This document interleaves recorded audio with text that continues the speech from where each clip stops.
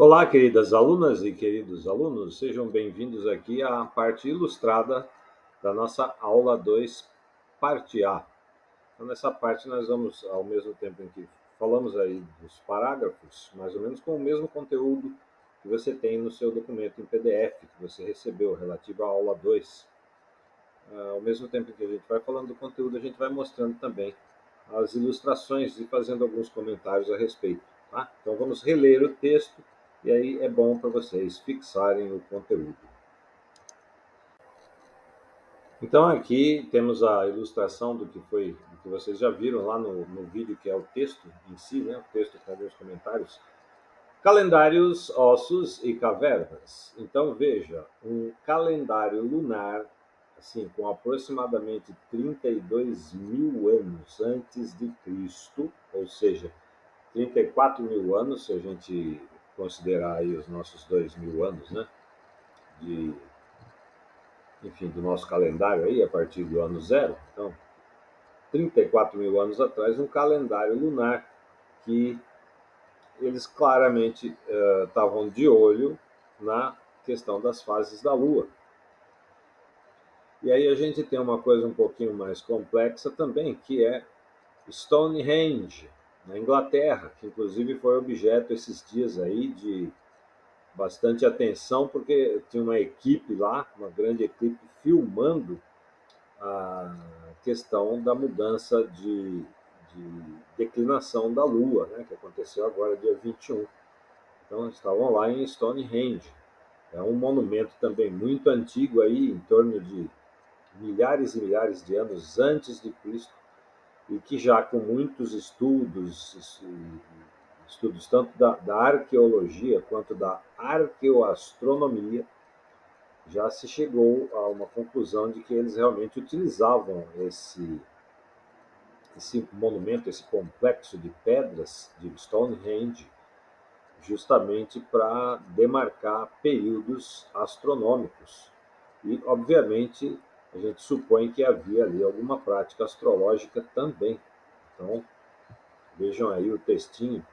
Pode até dar uma pausa no vídeo, né, para reler esses textos, tanto do Calendários, Ossos e Cavernas, quanto de Stonehenge. Dá uma pausa no vídeo e releiam os textos agora aí com as imagens ilustrativas. E temos também um grande indício de utilização de ferramenta astrológica muito antiga, a Grande Pirâmide. Veja o texto está aí na parte superior, aqui, né?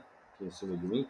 Dá uma pausa no vídeo para você reler esse texto. Como eu disse já antes, é o mesmo texto do primeiro vídeo, é o mesmo texto do documento em PDF relativo à aula 2A, mas é sempre bom a gente reler o texto num contexto diferente. Então, inclusive algumas ordens esotéricas e iniciáticas, elas afirmam que há possibilidade da Grande Pirâmide ter sido construída 8.000 anos antes de Cristo. Então veja que ela tem os dutos, aqueles dutos que são, na realidade, segundo esses estudiosos de arqueologia e de arqueoastronomia, esses dutos da Grande Pirâmide faziam alinhamento com estrelas específicas em determinada época do ano.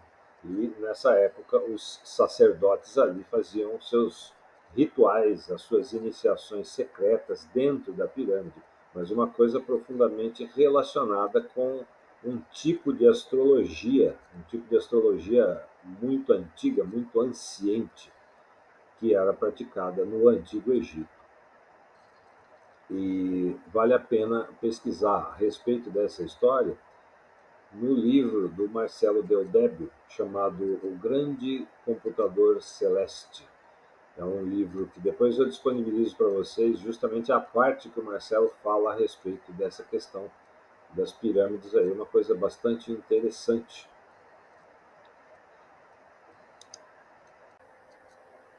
Outra coisa interessantíssima que fala-se a respeito do continente africano e de uma antiguidade muito remota em que já haviam os conhecimentos matemáticos. Então a gente deve supor que a partir dos conhecimentos matemáticos surgem também os conhecimentos astronômicos.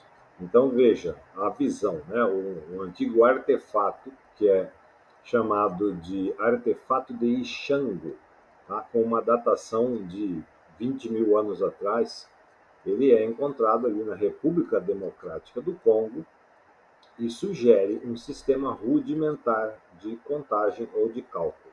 Tá? Existem outros artefatos, artefatos inclusive de 80 mil anos atrás, é uma coisa assim realmente fantástica e com provas científicas, tá? Então não é teoria da conspiração. Observem aqui do lado, né? Bem aqui do lado está a foto desse artefato encontrado lá na África. E aí eu coloquei de novo, né? Se vocês quiserem ler o texto, por gentileza, pausa o vídeo, tá? E eu coloquei o nome do Pérez Songbe. Pérez Songbe é um africano, arquiteto, pesquisador, gente boa demais. Ele tem perfil no Instagram também.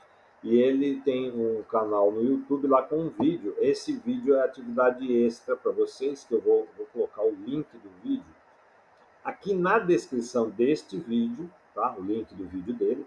E também vou colocar no grupo do Telegram, que é o grupo da sala de aula, certo? E vocês vão, por gentileza, é um vídeo curtinho, mas o Pérez Songbe, ele mostra todos esses artefatos encontrados na África e é coisa impressionante, assim, coisa de 80 mil anos atrás.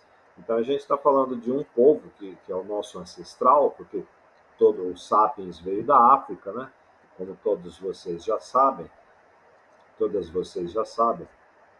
um povo ancestral na África que já tinha conhecimento matemático e que possivelmente formou a civilização egípcia, é quase que 100% de certeza, né? Que formou a civilização egípcia e desenvolveu ali uma astrologia que não assim que pouco chegou até os dias de hoje, que pouquíssimos fragmentos, né, que chegaram aí até nós. Vocês vão ver lá mais para frente, depois a gente vai comentar isso. Mas por favor, assistam o vídeo do Pérez e não esquece de dar uma pausa nesse aqui para reler esse texto aqui, tanto esse texto aqui de cima quanto esse texto aqui do lado, por gentileza, tá? E agora aqui nós temos a origem, as origens possíveis, né, da astrologia horoscópica. E aí a gente fala da Mesopotâmia, né, dos povos sumérios, caldeus e babilônicos ou babilônios. A astrologia, conforme conhecemos, né, com mapas astrais e horóscopos, ela também tem igualmente origens obscuras. Segundo o que sabemos, ela teve início na Mesopotâmia com os sumérios e caldeus. Os primeiros escritos astronômicos conhecidos vêm da Babilônia por volta de 1800 a.C., mas alguns foram encontrados datando de períodos anteriores à era Acádia, né, a era dos caldeus, né, por volta de 2300 anos antes de Cristo. Então a coisa realmente é bem antiga.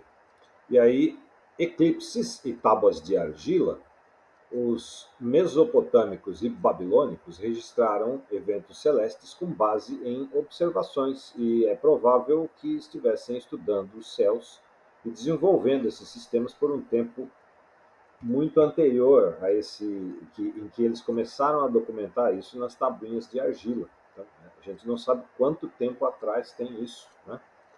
E isso continua sendo difícil de provar. Mas, contudo, nós temos registros sistemáticos de eclipses datados de 747 a.C. E o primeiro mapa astral desenhado um pouco mais de 300 anos depois disso, que tem até a data, 29 de abril de 410 a.C. Isso utilizando a escrita cuneiforme. E aí, claro, né, nessa época dos povos babilônicos, eles tinham essa questão de utilizar a astrologia para os reis e para as questões dos impérios, né? para saber a saúde do rei, para saber a questão da colheita, para saber se iam ser invadidos ou não por algum exército inimigo. Então não era uma astrologia do povão, né? Não tinha lá, ah, enfim, né, a astrologia pop como nós temos hoje, era uma astrologia para iniciados, tal qual essa astrologia egípcia antiga e anciente, que a gente, por hipótese, né, faz uma hipótese de supor que deva ter existido essa astrologia antiga e de tempos muito remotos. Então, falando lá das famosas tabuinhas de argila da Babilônia, vocês sabem que hoje em dia até vendem kits dessa argila, das tabuinhas, e inclusive as ferramentinhas lá para quem quiser aprender e estudar a escrita cuneiforme dos babilônicos, caldeus, acádios, sumérios, enfim, daquele povo lá da Mesopotâmia, né, daquelas civilizações lá que passaram a utilizar essa escrita cuneiforme. E tem uma muito antiga, Anuma Anu Enlil, que significa, é abreviado inclusive EAE, né?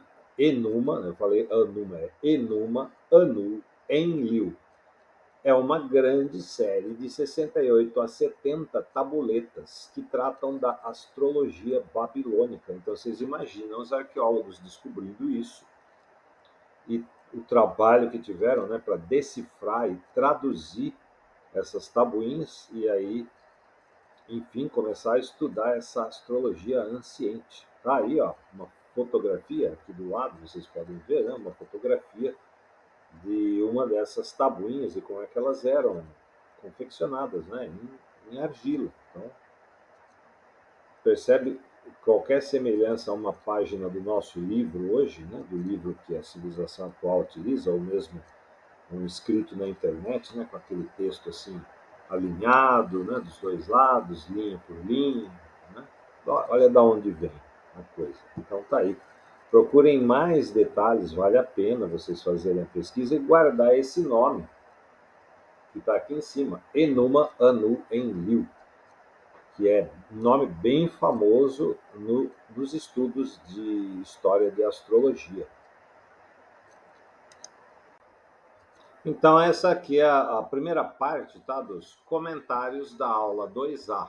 Então, o título do vídeo, inclusive, é Comentários da aula 2A, parte 1.